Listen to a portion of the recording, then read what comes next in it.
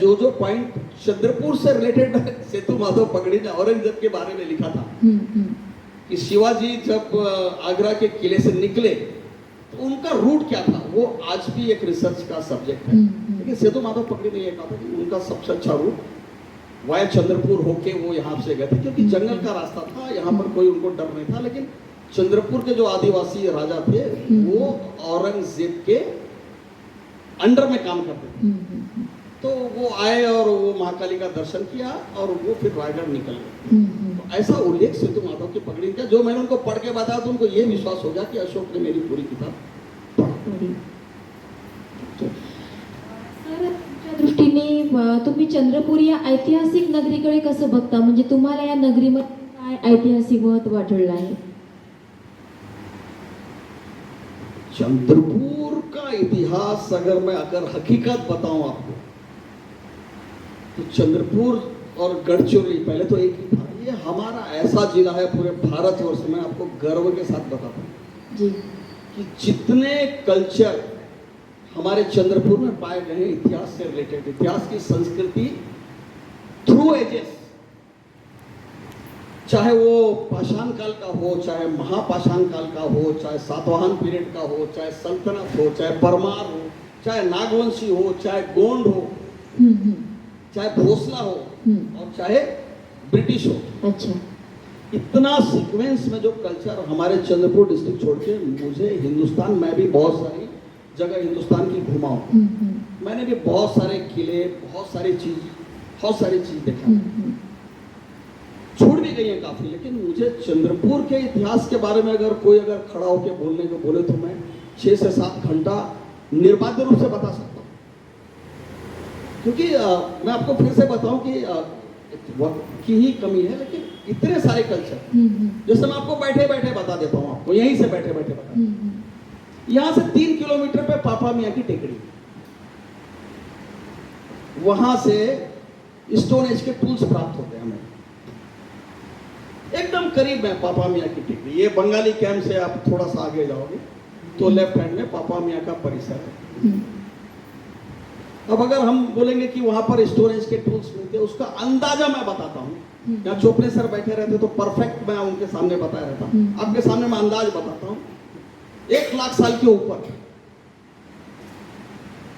आज भी वहां पे झरपट नदी बहती है, और नदी के झरपट नदी किनारे बैठ के उस जमाने का हमारा मानव स्टोन एज के टूल तराशता था, उसके प्रमाण हमें आज भी मिलते हैं वहां पे। उसके बाद महापाषाण काल, महापाषाण काल के स्मारक महाराष्ट्र में ना के बराबर।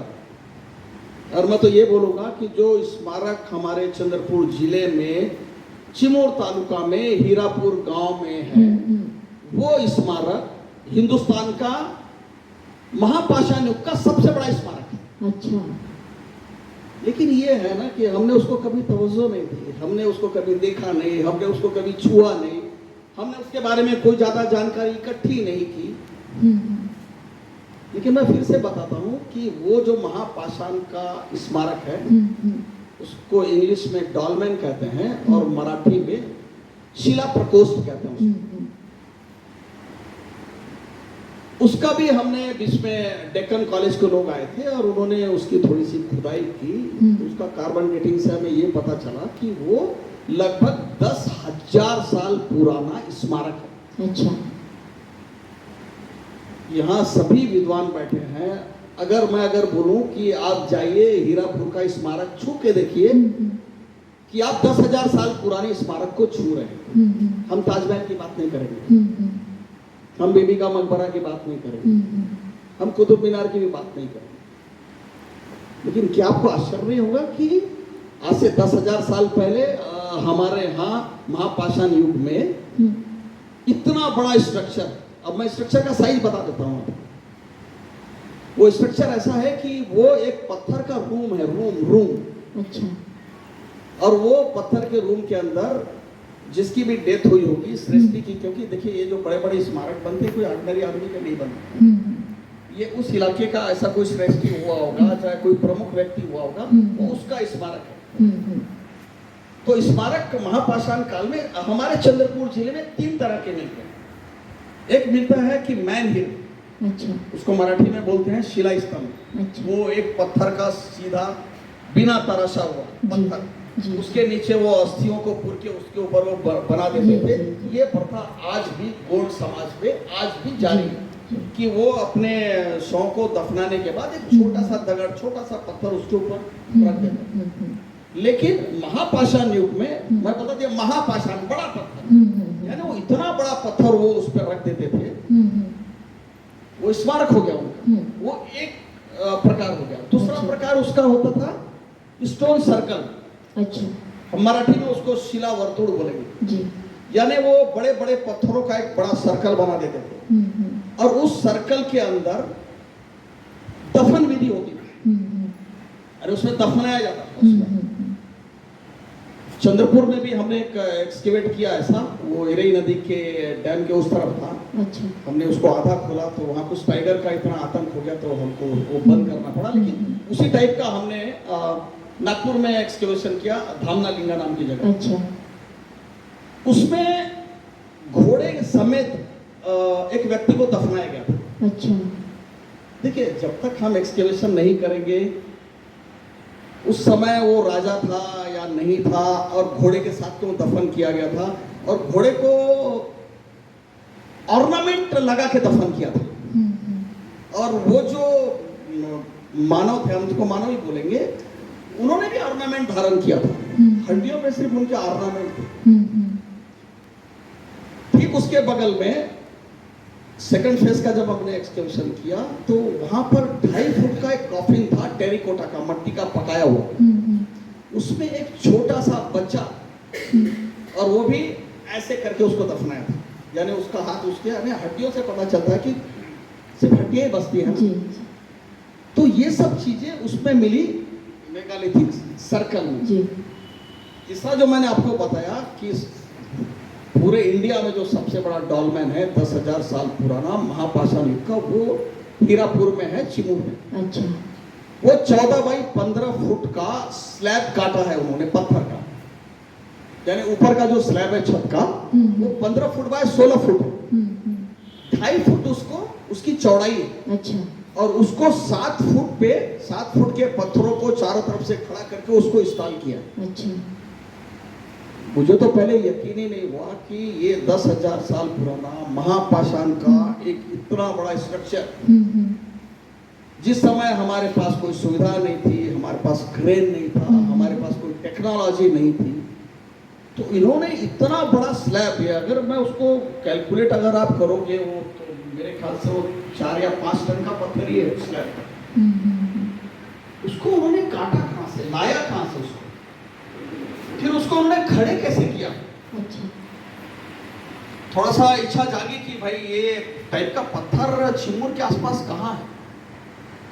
बहुत खोजबीन को हमको पता चला कि चिमूर से एक रास्ता नागपुर जाता है और एक वहाँ टी पॉइंट है, उस टी पॉइंट का नाम है कानपा टेनपा। अच्छा आपको कानपा टेनपा अगर आप वाया उमरेड मार्ग गए हो तो वहाँ पड़ा हो। तो वहाँ का पत्थर, उसका कलर उधर सेम था, तो हमने बहुत खोजा तो वहां से पत्थर की कटिंग के प्रमाण हमें मिले। अच्छा और वो करीबन 12 से 13 किलोमीटर दूर था। तो ये सोचिए कि इतना बड़ा स्लैब, इतना बड़ा पत्थर महापाषाण युगीन, उन्होंने उसको कट किया, फिर रोल किया, रोल करके हीरापुर लेके गए और उसको रिलीज कर। अच्छा अंदर की खुदाई में एक पॉट मिला जिसमें हड्डियां थी। उनका ऐसा था कि वो साल में शायद आते थे, उसको निकालते थे, उसको पूजा पाठ करके फिर से उसको दफन करते। तो मैं तो आपको ये इसलिए जानबूझ के इसके बारे में डिटेल बता रहा हूँ कि हमारा इतिहास अगर छू के देखना है चंद्रपुर का, तो 10,000 साल। अब मुझे कोई भी शहर, कोई भी जगह का बता दीजिए कि इतना पुराने स्मारक हमारे महाराष्ट्र में भी कहीं नहीं आपको मिलेगा, कहीं भी नहीं। और उसके बाद तो आपको बताया ना कि सातवाहन पीरियड की गुफाएं, विजासन की गुफा है। गुफाओं का तो निर्माण, शुरुआती दौर का निर्माण, अजंता एलोरा की पुरानी गुफाएं हमारे चंद्रपुर में है। अजंता एलोरा की गुफाओं में उस समय टेक्नोलॉजी इतनी अच्छी आ गई थी कि छेनी हथौड़ी में इतना, यानी इतने वो अच्छे बन गए थे कि उन्होंने उसको फेस टू फेस काटा।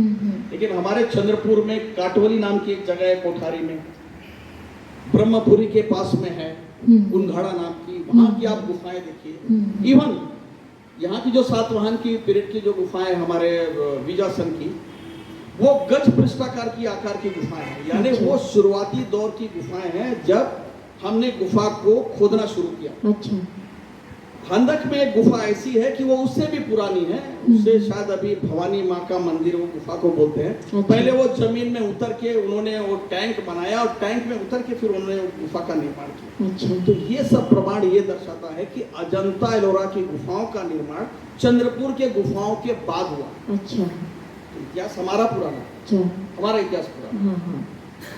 उसके बाद में नागवंशी लोगों का बहुत प्रमाण मिलता है। सबसे बड़ी बात यहाँ एक वाकाटक राजाओं का रास्ता, यानी वो सातवाहन पीरियड के बाद में, और उनका सबसे अच्छा अगर अस्तित्व हमारे विदर्भ में अगर मिलता है तो सिर्फ दो जगह मिलता है, एक रामटेक मिलता है और एक भटाड़ा। भटाड़ा ये भी भटाड़ा जो है ये भी वरोरा तालुका में है। अच्छा। आप भटाड़ा गांव जैसे ही एंटर करोगे एक छोटा सा एक छोटी सी पहाड़ी आपको चढ़ना पड़ेगा। अच्छा। उस पहाड़ी के राइट हैंड पे अभी तो काफी विकसित हो चुका है, वहां पे एक ऋषि काशी नाम का एक तालाब है। अच्छा। भटाड़ा एक हमारा बहुत अच्छा शिल्प ग्राम के रूप में पुराना था। वो कभी चर्चा या कभी ऐसा होगा तो मैं ज्यादा डिटेल बता पाऊंगा उसके बारे में। वो ऋषि काशी तालाब में जैसे आप वो तालाब सूख चुका है जी। क्योंकि उसका जो पानी जमा होने का तरीका था वो गांव वालों ने खोल दिया था, उसमें पानी नहीं जमा होता है। और उस तालाब के किनारे छोटी छोटी गुफाएं अच्छा बनी हुई है, छोटी छोटी गुफाएं बनी हुई है। और उस गुफाओं के अंदर चौकोर शिवलिंग है। अच्छा। और वहां पे पूरे महाराष्ट्र में सबसे अगर अच्छी प्रतिभा केवल नरसिंह, हिरण्यकश्यप वाली वो फाड़ते हुए नहीं, सिर्फ और सिर्फ जिसको हम केवल नरसिंह बोलते हैं, उसकी सबसे सुंदर प्रतिमा अगर पूरे महाराष्ट्र में है म्यूरल के रूप में, तो ऋषि काशी तालाब के किनारे में एक छोटे से टेकड़ी पे बनी हुई, आप लोग जरूर देखिए। जैसे हम लोग जानते हैं कि नरसिंह ये विष्णु के अवतार थे जी। तो अब जैसे उनके ऊपर अगर आपकी नजर जाएगी तो एक छोटा सा शंख चक्र और गदा लेके बैठे हुए हैं। इतनी अलंकृत, मैंने मेरे शब्द को सूझे, इतनी अलंकृत नरसिंह की प्रतिमा अपने पूरे महाराष्ट्र में कहीं भी नहीं। एक बहुत बड़ी प्रतिमा है, रामटेक में है, लेकिन वो अलंकृत नहीं है। तो वाकाटक पीरियड में उस तालाब को काशी का दर्जा था, क्योंकि वहां आसपास नदियां दूर थी। क्योंकि आप थोड़ा सा ध्यान दीजिए मेरे बातों पे कि जैसे हम वरोरा में बैठे हैं या वरोरा तालुका में बैठे हैं तो अगल बगल कौन सी ऐसी बहुत बड़ी नदी है जिसको हम पवित्र मानते हैं? वैनगंगा, पैनगंगा, ऐसी कोई नदी नहीं है। हम लोगों के विचार से उन्होंने ऋषि काशी तालाब इसलिए दिया कि आपने देखा होगा कि हमारे यहाँ डेथ होने के बाद पूरा क्रियाकर्म निपटने के बाद में उसकी यादगार चिर अमर रहे करके हम उसी जगह पे कुछ ना कुछ एक छोटे से वास्तु का निर्माण करते जी। उस समय वाकाटक पीरियड में मंदिरों का निर्माण, मंदिरों का कल्चर की शुरुआत नहीं हुई। तो वहां जितने भी पत्थर, जितने भी खड़क हम जिसको बोल सकते हैं, उन्होंने छोटे छोटे पत्थरों को खोद के अंदर में शिवलिंग, गणपति की प्रतिमा और नरसिंह की प्रतिमा को बैठाया। इसका सबसे अच्छा अगर उदाहरण आगे आपको देखना है तो रामटेक के पास में भी एक तालाब है। अच्छा। जहाँ पे हम लोग भी क्रियाक्रम करने के लिए जाते हैं, उस तालाब में हम लोग अस्थि विसर्जन करते हैं। तो वहाँ पे भी आप देखेंगे कि उस मंदिर के, उस तालाब के किनारे किनारे काफी सारे मंदिर बने हुए हैं और उसमें शिवलिंग की स्थापना। अच्छा। तो वाकाटक पीरियड का सबसे पवित्र जगह हमारे चंद्रपुर में भटाड़ा नामक गाँव। अच्छा। ये तो बात है 4th सेंचुरी से 6th सेंचुरी तक, क्योंकि चंद्रपुर में और विदर्भ में वाकाटक नरेश का वहां पर था। मैं भटाड़ा का अभी उल्लेख किया तो भटाड़ा की और एक बहुत नायाब चीज आपको बताता हूँ कि भटाड़ा में एक शिव का मंदिर है। अच्छा। जिसको भोंडा महादेव के नाम से। हाँ। वो मंदिर भी परमारकालीन है और उतना बड़ा मंदिर। आप भटाड़ा एक बार जरूर जाइए, जो लोग गए हैं उनको थैंक्स, जो लोग नहीं गए वो जरूर जाइए।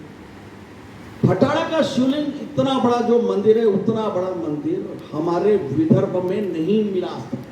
उसकी हाइट और उसका जितना भी देखिए, और उसके अंदर का जो शिवलिंग है, वो शिवलिंग बहुत विशेष और उसका बहुत ज्यादा महत्व है। अच्छा वो शिवलिंग का महत्व इसीलिए है कि वो शिवलिंग एक पत्थर का बना हुआ है। अच्छा हमारे यहाँ जितने मंदिरों में शिवलिंग पाए जाते हैं वो 2 पार्ट में बनाए जाते हैं, क्योंकि उसमें प्राण प्रतिष्ठा की जाती है। जी। पहले नीचे का पोर्शन हम बनाएंगे, प्राण जी। प्रतिष्ठा के लिए हम उस पर बहुत सारे द्रव्य डालते हैं, फिर उसके जी। ऊपर में हम वो पिंड रख देते हैं। जी। तो इसलिए आप देखेंगे कि पूरी गांव भर, पूरे हिंदुस्तान में शिव के मंदिरों को और शिवलिंग को लोग सबसे पहले फोड़ देते हैं, इसलिए कि उसमें सोना चांदी हीरा जवाहरात मिलता है, तो इसलिए फोड़ देते। उस मंदिर में सबसे बड़ी खासियत यह है कि वो 4 फुट का एकाश्म यानी एक पत्थर का शिवलिंग बना हुआ है। अच्छा और शास्त्रीय पद्धति से, हिंदू शास्त्र के पद्धति से अगर कोई मंदिर बना है चंद्रपुर डिस्ट्रिक्ट में, वो है भटाड़ा। इसका अनुभव आप, मैं जो बात करूंगा आप खुद भी जाके अनुभव कीजिए। अच्छा